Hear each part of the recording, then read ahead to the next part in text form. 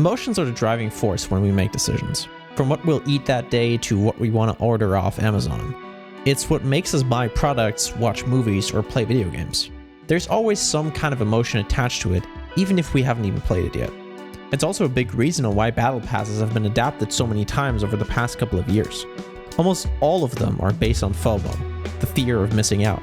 If you don't buy it now and play to level 100, you'll never have access to these cosmetic items ever again. Especially if you've already bought it, you better play to max level or you won't get the full value out of your 10 bucks. FOMO has always been a part of business. Every sale is essentially built around that concept and the fear that makes you want to spend money or else you might miss this great deal. It's all based on emotions. But publishers have been pushing the FOMO part of their games to ridiculous extremes, with exclusive events, limited time microtransactions, battle passes, or even exclusive game bundles. I've had a conversation with a friend a couple weeks ago where we talked about this exact problem in gaming and how it is not possible for him to get all these rewards. It's already hard for him to get everything done in time for his favorite game with the limited amount of time available. But he tries to get it done or else he will miss this great cosmetic for his favorite character. And believe me, I've been there. I have a lot of free time, but the amount of grind that is required for some of these systems is a little obnoxious. And for people that have very limited time, it becomes a decision that they must make. Which game do they invest their time into? Which one are they going to choose to be their main game? Which leads me to today's topic, main game fallacy. World of Warcraft was once the greatest MMO in the world, and everyone was playing it. It was everywhere and influenced an entire generation. What a wonderful time to be alive. But now, it's only a shadow of its former self. It's just really kind of weird to me because like I've been so like passionate about the game for so many years and everything, and it's just like I just don't want to. With a bunch of broken promises and systems that force you to play rather than making it fun, it's been slowly declining for years, with much better alternatives being available nowadays. Depending on your taste, of course. But still, for years there have been people complaining about many different things in the game. Meanwhile, MMO after MMO released, and they keep molding on about BFA and Shadowlands. Naturally, you would think, why not just play something else? Why endure boring grinds and mind-numbing activities repeatedly when you could be playing something fresh and exciting? Either a new MMO or something completely new. Time is money, as they say. So when you put thousands of hours of your free time into one specific game, it's a sunk cost that we can't get back. All we have are the in-game achievements and items that we've acquired in that time, and we're not just going to leave them behind. We keep playing, grinding for the next shiny thing that gets put in front of us so that we can go and get it.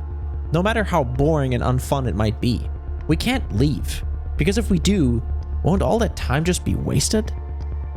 The recent emergence of live service games has been a big cause of this problem. With games becoming longer every year, adding more limited time rewards, and trying to always keep your attention, it can be difficult to break out of the cycle or even notice it. It took me a long time to realize how affected I've been by this. If I look back at the past couple of years, I can only name a handful of games that I've played. As somebody that claims to be in love with video games, I mainly look back fondly at old classics I've played when I was in school.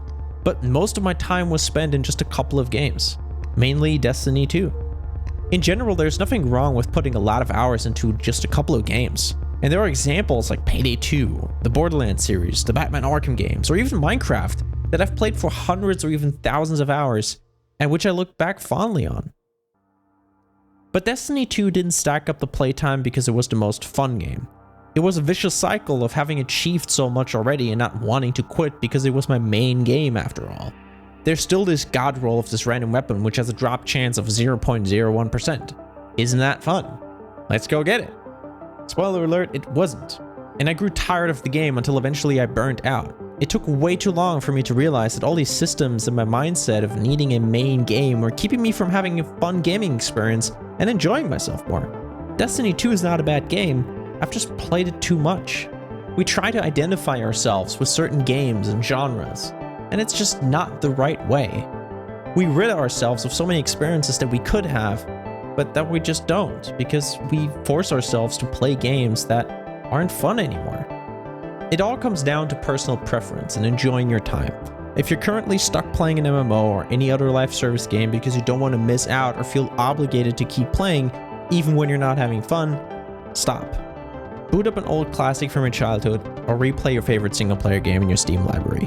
Whatever gets you out of that cycle and have fun. You don't need rewards to make it worthwhile. What makes it worthwhile is your decision to have a great time. Don't let games be a chore. Be a kid again and enjoy.